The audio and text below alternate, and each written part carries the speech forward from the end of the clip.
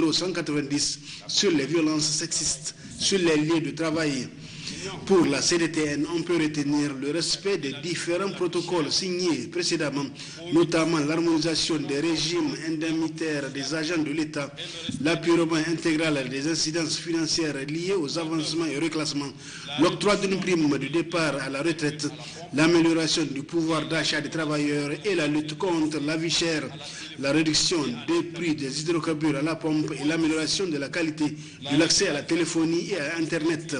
Le rehaussement de l'âge de la retraite à 65 ans pour les travailleurs qui le désirent ou encore l'octroi d'une indemnité pour les agents de l'État travaillant dans les zones d'insécurité. En recevant les deux cahiers de doléances, le ministre de l'Emploi et de la Protection sociale a réitéré la volonté du gouvernement à améliorer la situation du travailleur nigérien.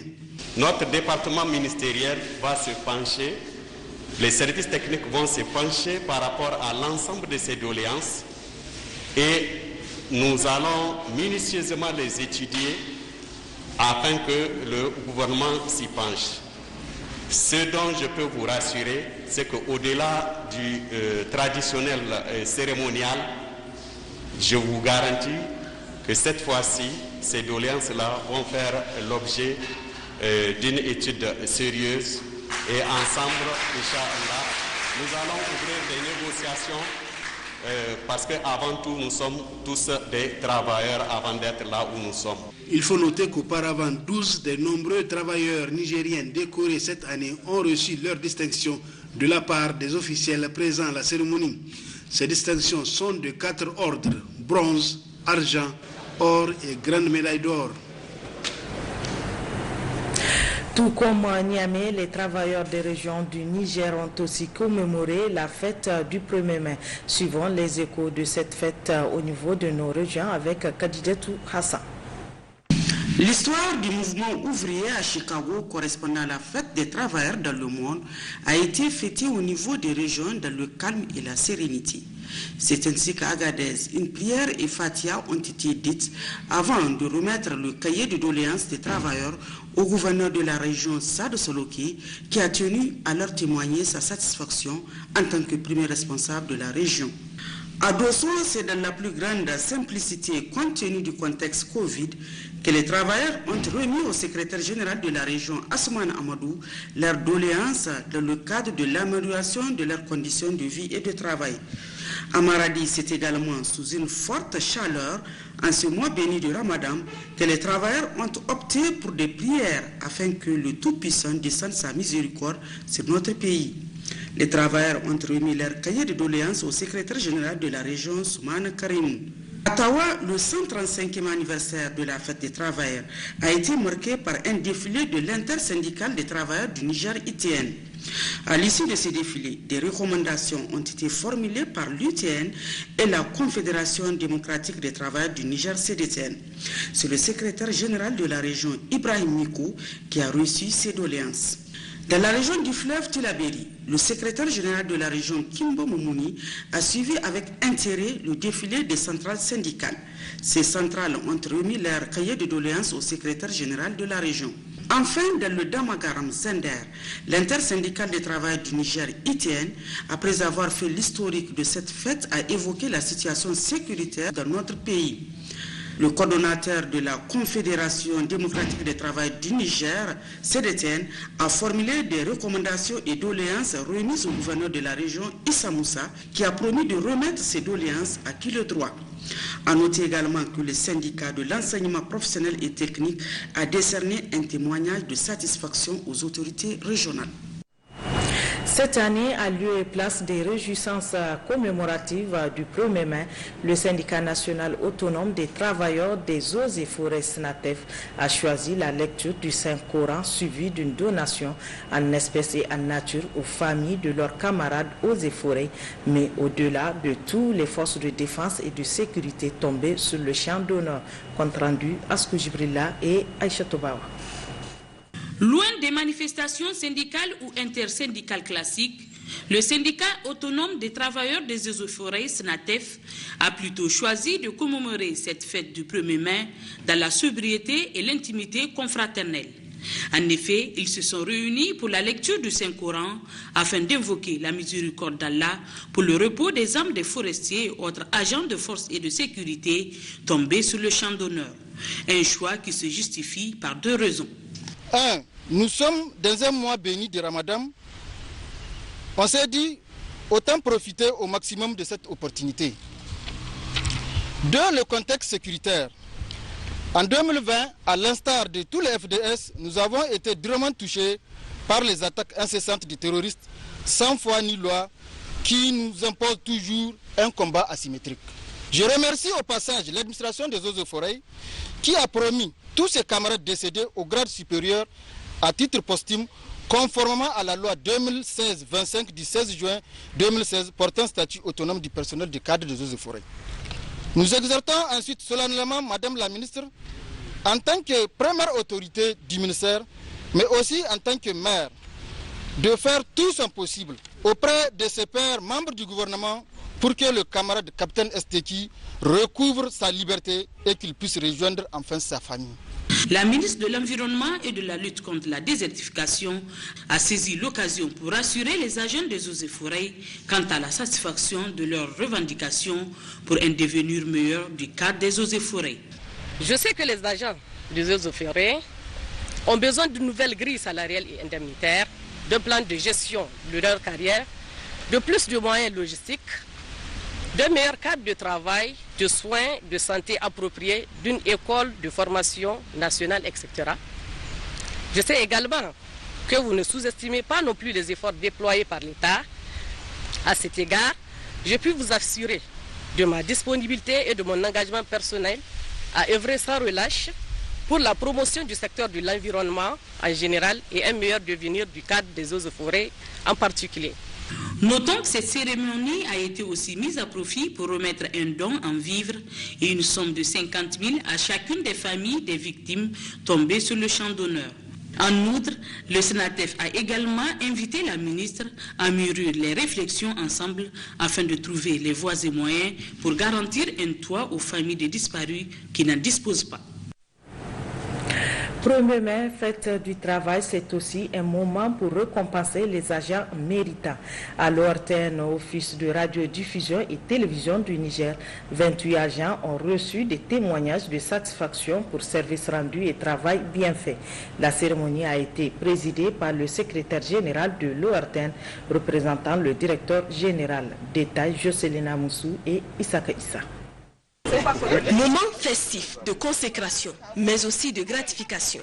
La fête du 1er mai, ou fête du travail à l'ORTN, a été couronnée d'une cérémonie de remise de témoignages de satisfaction aux agents devant faire valoir leur droit à la retraite cette année. Occasion pour la directrice des ressources humaines de saluer les efforts entrepris par tous les agents. J'aimerais vraiment vous saluer tous les efforts que vous déployez en tant qu'agent. Au nom de l'administration de l'ORTN, je remercie tout ce personnel qui vient de recevoir cette distinction. On est en train de vivre un changement avec le transfert de la diffusion vers la direction technique. On doit redoubler d'efforts parce que les défis sont énormes. L'environnement médiatique devient très compétitif. Selon la secrétaire générale de l'ORTN, l'office est en perpétuelle innovation pour répondre aux attentes des agents. À l'ORTN, les attentes, les besoins et les sollicitations des travailleurs ont toujours été le souci de l'administration. C'est le résultat d'un travail d'équipe bien coordonné et réussi qui a valu à notre directeur général d'être élevé par son Excellence le Président de la République au grade de chevalier dans l'Ordre national du mérite du Niger. C'est le mérite des agents de l'ORTN, m'a-t-il confié.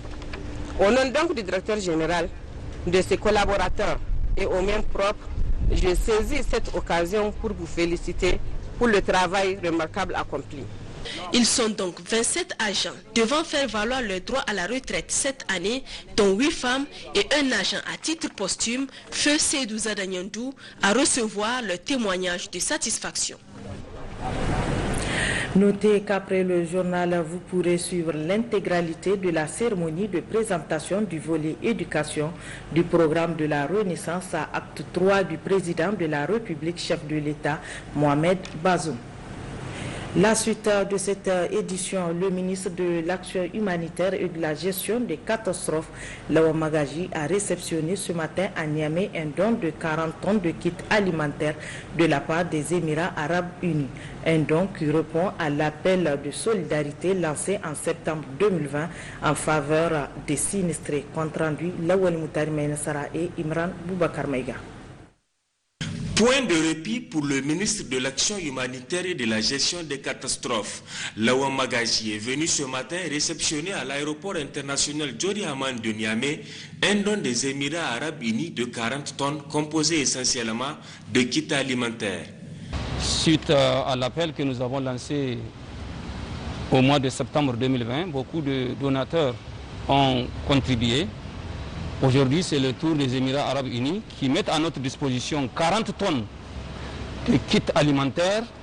Le kit est composé de pâtes alimentaires, de farine, de macédoine et autres. C'est donc un kit par ménage que nous allons très rapidement, à l'occasion de ce mois béni de Ramadan, que nous allons rapidement mettre à la disposition des populations les plus nécessiteuses de notre pays à travers l'ensemble du pays.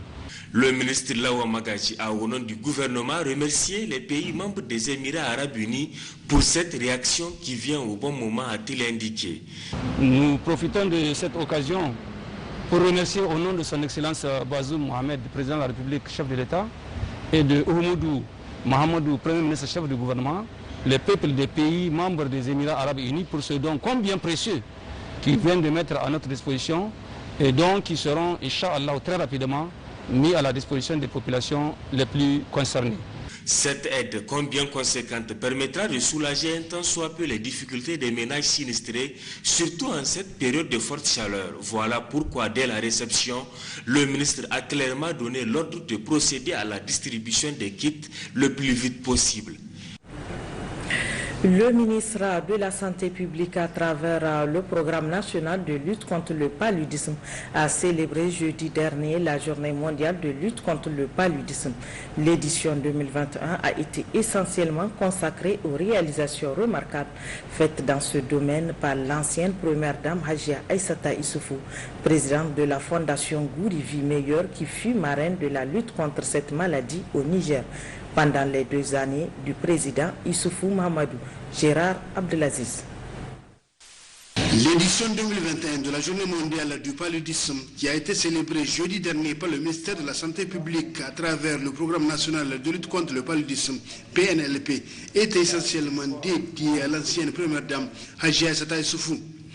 La présidente de la fondation Gourivi Meilleur et marraine de la lutte contre le paludisme au Niger s'est en effet illustrée de par ses importantes actions dans le cadre de la lutte contre le paludisme au Niger et même au-delà.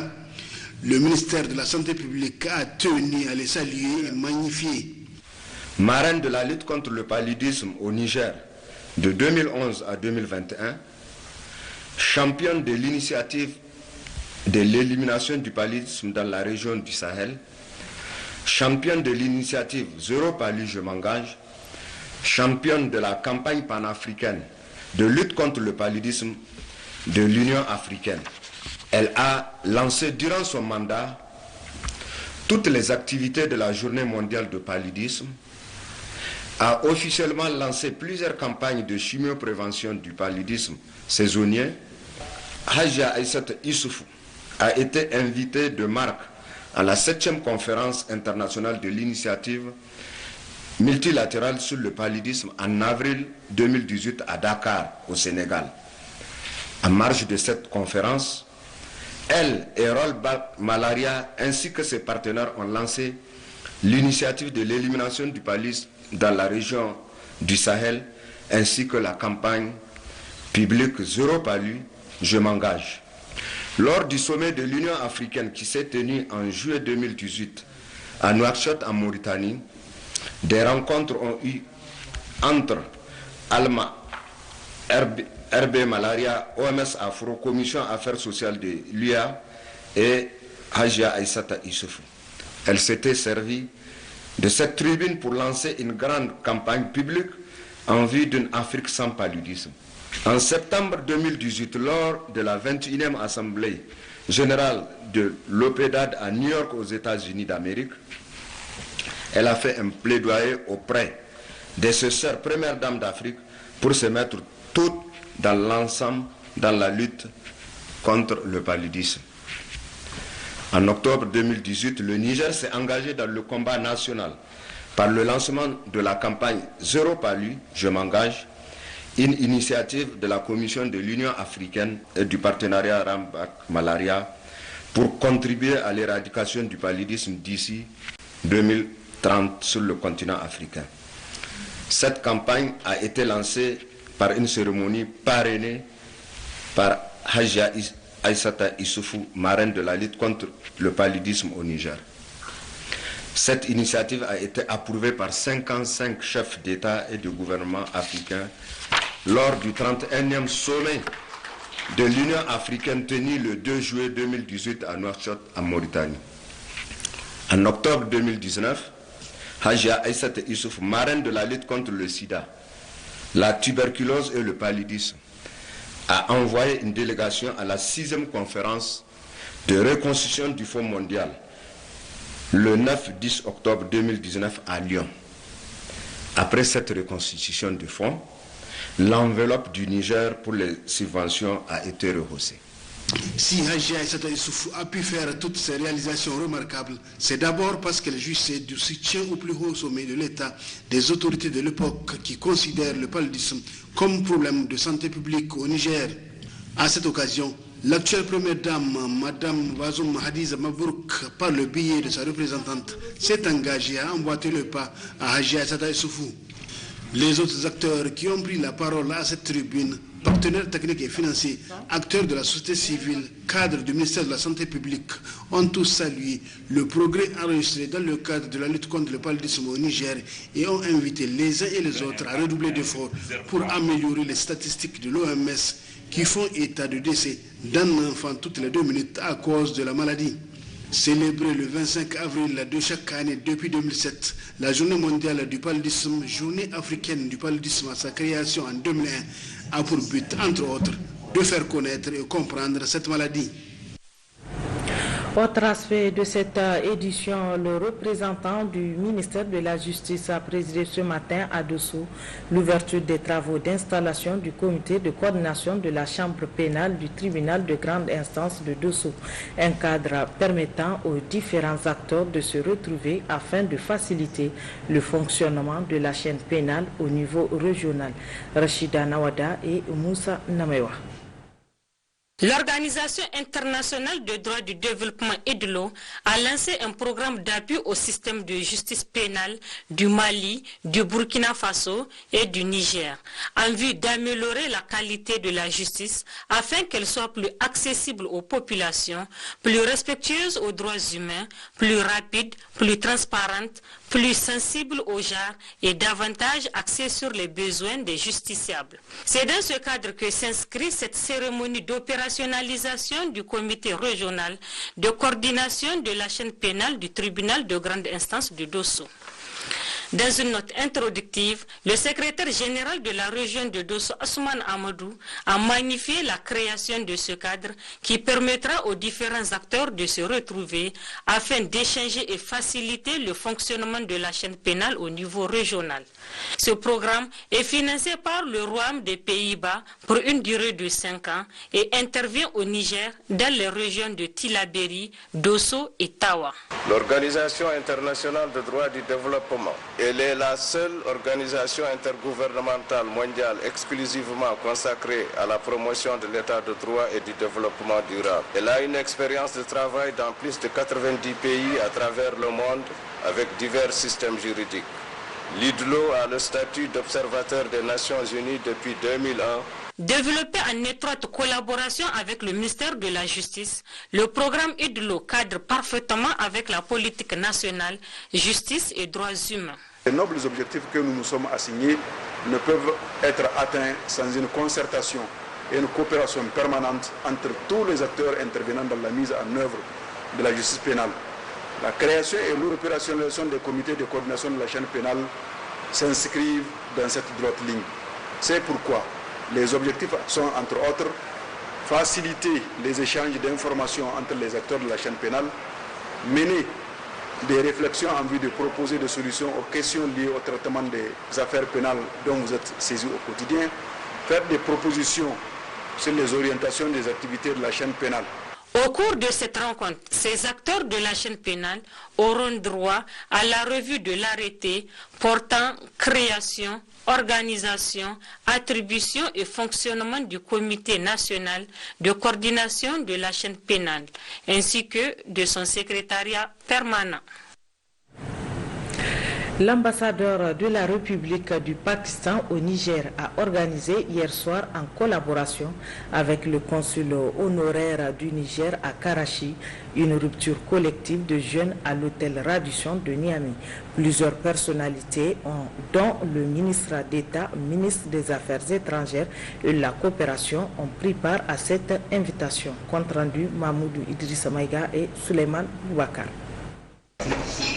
En dehors de son aspect religieux, notamment l'esprit de partage fortement recommandé par l'islam, cette rupture collective de jeûne a été aussi une occasion pour l'ambassadeur de la République islamique du Pakistan au Niger de rencontrer les autorités diplomatiques du pays et le corps diplomatique des pays amis.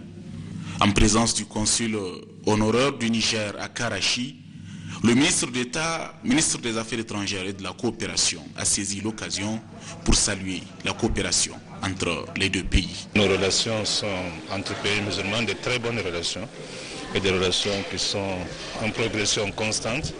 Et nous remercions le dynamisme de l'ambassadeur et le dynamisme de notre relation. Et je crois que beaucoup de choses ont été faites entre nos deux pays et beaucoup de choses se feront. Nous partageons l'appartenance à l'organisation de la conférence islamique, nous partageons l'islam, nous partageons aussi la solidarité dans ce cadre-là pour développer nos relations. Le consul honoraire du Niger à Karachi, qui est à sa première visite dans notre pays, a aussi magnifié la coopération entre les deux pays. Il a salué l'engagement diplomatique du président de la République, Mohamed Bazoum. First of all, I am very thankful to the media of the Niger. Je voudrais ici me saisir de cette plateforme pour adresser mes sincères remerciements à l'endroit des plus hautes autorités de la République du Niger, notamment à l'endroit du président de la République du Niger et à l'endroit du ministre des Affaires étrangères de la République du Niger qui m'ont nommé comme consul honoraire du Niger. L'ambassadeur du Pakistan au Niger a pour sa part précisé que c'est en effet une tradition pour son service d'organiser chaque année une rupture collective de jeûne, mais aussi bien d'autres actions humanitaires pendant le mois de Ramadan. This was a iftar party in the spirit of Ramadan. Malgré le Ramadan, l'ambassade de la République islamique du Pakistan n'a cessé de mener ses activités qu'elle a toujours menées ici au Niger dans plusieurs domaines. Aussi bien dans le domaine humanitaire, nous sommes en train d'organiser des distributions donc de kits alimentaires et de produits, donc de consommation de produits alimentaires dans le cadre du Ramadan. Rencontre d'échange hier à Kolo suivie d'une rupture collective de jeunes. C'est une activité initiée par le programme de cohésion communautaire au Niger PCCN pour promouvoir une culture de la paix. Le point avec Eminel Kassou Mahamadou et Suleiman Mahamadou. Cet événement de portée sociale a pour but de regrouper les différents acteurs sociaux de base du département de Kolo. Une rupture collective de jeunes organisée par le PCCN, programme de cohésion communautaire au Niger, suivi d'un échange sur la paix et la stabilité. Aujourd'hui, nous avons été réunis autour des FDS, autour de tous les acteurs du département de Kolo, pour que la cohésion, la paix puisse vraiment régner dans le département. Et nous avons vu sur le terrain les preuves de la participation du PCCN aux côtés de la jeunesse. Aujourd'hui, il y a eu les motos communément appelées AD d'État qui circulent à Kolo, qui sont en train d'alléger les souffrances des populations face au manque des motos. Cette activité qui nous réunit ce soir est la preuve palpable de la recherche, de la cohésion que le PCCN s'est fixé comme objectif. Pour cela, nous remercions une fois de plus le PCCN pour tout ce qu'il est en train de faire pour permettre la cohésion entre les populations. Le préfet du département de Kolo a salué cet acte du PCCN qui relève d'une importance capitale. Cette initiative louable est une initiative du PCCN, le programme de cohésion communautaire, qui est un partenaire très important aujourd'hui pour le département de Kolo. Mes impressions par rapport à cette nuit, elles sont très très bonnes.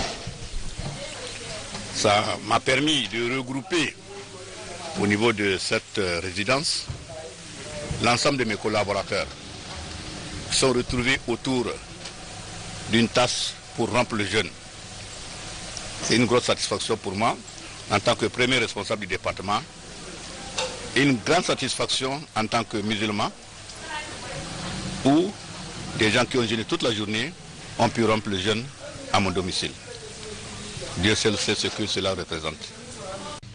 Le PCCN a profité de l'occasion pour faire un don de sucre à quelques acteurs pendant ce mois de Ramadan.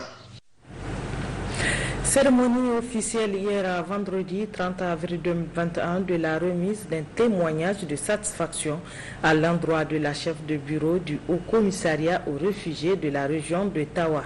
Ce témoignage de satisfaction lui a été remis par le secrétaire général du gouvernorat de Tawa en présence de ses plus proches collaborateurs. Compte rendu Bachir Karimoun et Mamadou Agoumou.